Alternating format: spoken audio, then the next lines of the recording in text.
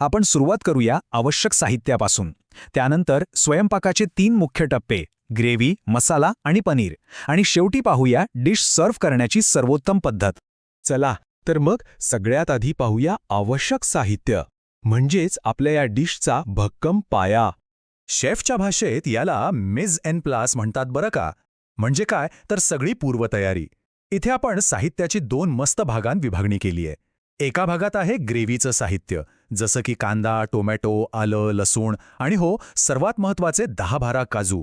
हेच काजू त्या ग्रेव्हीला तो एक रिच आणि मखमली पोत देतात. आणि दुसऱ्या बाजूला काय आहे तर डिशची चव वाढवणारे घटक, म्हणजे आपले पनीरचे तुकडे, बटर, सुगंधी मसाले आणि फ्रेश क्रीम. अशी परफेक्ट विभागणी असली ना की ऐनवेळी स्वयंपाकघरात आपली अजिबात धांदल उडत नाही. आता वळूया प्रत्यक्ष कृतीकडे. पहिली पायरी, ग्रेव्ही बनवणे. डिशचा पाया रचण्याची हीच ती वेळ. आपण या संपूर्ण कृतीला 3 एकदम साध्या सोप्या टप्प्यात विभागलंय.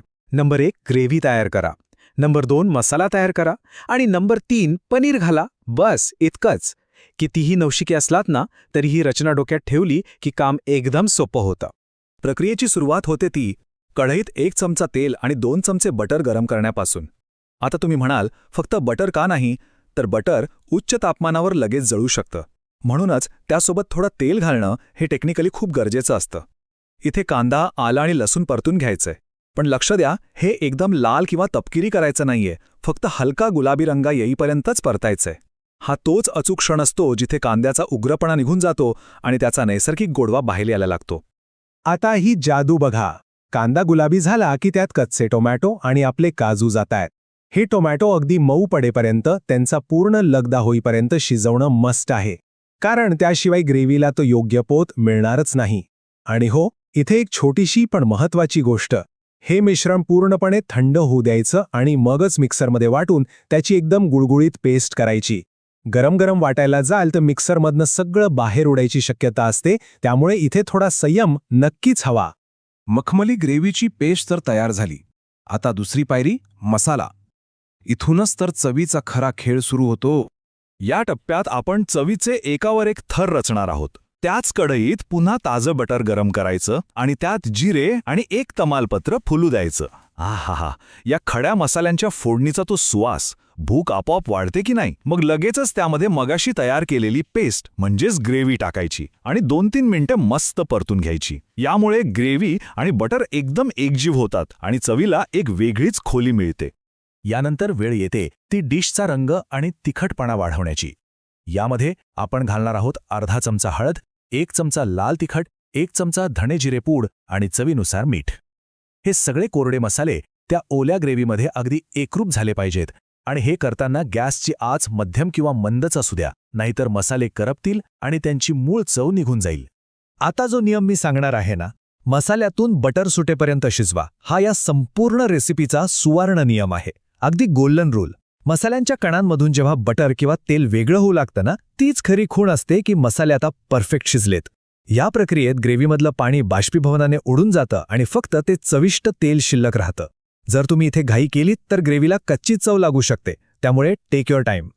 आता आपण आलोय तिसऱ्या आणि सर्वांच्या आवडीच्या टप्प्यावर, पनीर, म्हणजेच डिशचं अंतिम एकत्रीकरण.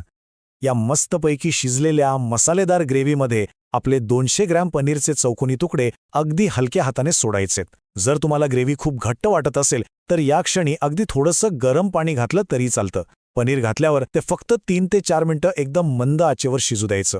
इथे एक गोष्ट आवर्जून लक्षात ठेवा, पनीर जास्त वेळ शिजवलं की त्यातला ओलावा निघून जातो आणि ते चक्क रबरासारखं वाटड होऊ शकतं. पनीरला ग्रेव्हीचा स्वाद शोषून घ्यायला एवढा वेळ पुरेसा असतो. एका साध्या घरगुती डिशचं रूपांतर त्या अस्सल रेस्टॉरंट स्टाईल डिशमध्ये कसं होतं, तर या शेवटच्या काही घटकांमुळे.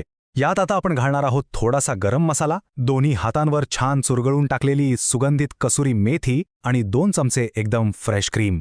कसुरी मेथी हा तोच सिक्रेट घटक आहे जो कोणत्याही पंजाबी डिशला तिचा तो खास अस्सल सुगंध देतो. हे सर्व घटक एकदम हलक्या हाताने मिसळायचे. हे सर्व डिशचा सुगंध, रंग आणि तो मलाईदारपणा एका वेगळ्याच उंचीवर नेऊन ठेवतात. शेवटचा टप्पा, सर्वोत्तम सर्विंग, कारण ताटात वाढण्याची कलाही तितकीच महत्त्वाची आहे ना. हा गरमागरम आणि मलाईदार पनीर बटर मसाला त्याच्या क्लासिक साथीदारांसोबत सर्व्ह केला की जेवणाची मज्जा काही औरच असते.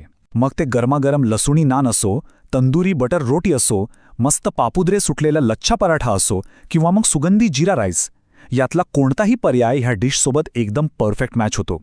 आणि शेवटी ताजी बारीक चिरलेली हिरवीगार कोथिंबीर भुरभुरली की डिशला जो एक फ्रेशनेस आणि रंगत येते ना, क्या बात आहे.